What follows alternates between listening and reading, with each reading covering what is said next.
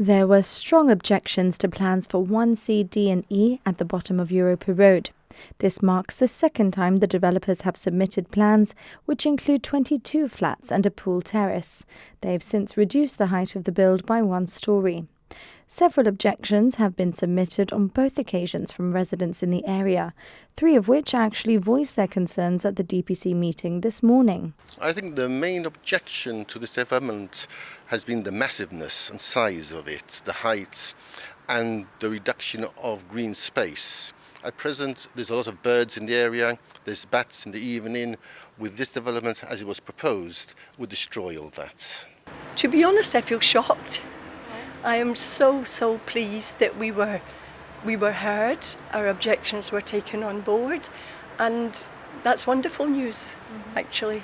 The impact it would have on many mature trees was a big concern. Developers had committed to replacing trees lost, but the committee was not satisfied by this alternative. Environment Minister John Cortes described the approach as greenwashing. Mr. Cortes said it's a beautiful building, but placed in the wrong context. The scale of the project and its proximity to Gardeners Road residents was also an issue. The ESG's Janet Howard said she was deeply shocked by the plans before and still now. She said it was a big change for the area that would take away breathing space and described it as in your face. She asked for it to be thrown out and not brought back. Traffic flow at such a narrow part of Europa Road, especially with the Queen Cinema site also undergoing a big transformation, was also raised. 8 rejections resulted in the application being refused, with the developer asked to submit fresh plans. My suggestion would definitely be to lower the height, but also what's down there just now is 3 houses. I don't know why we can't have houses again. The area needs development. Right now it's 3 derelict houses that's been left to dilapidate. There's rats in the area, so there has to be a development. Either 3 brand new villas or some low-rise housing, but it's important to keep the green area.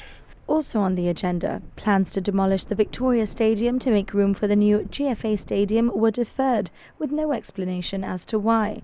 A GFA spokesperson told GBC this was down to a minor technicality and says it will not affect the timetable for plans. A battery energy storage system to be installed at North Mole Electricity Authority was unanimously approved. The DPC heard that its installation would reduce the use of diesel substantially, cutting emissions by 4,800 tonnes annually.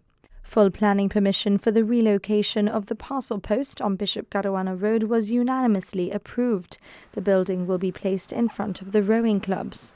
And a commercial shooting range at Ottawa Chambers in Dudley Ward Tunnel was given outline planning approval.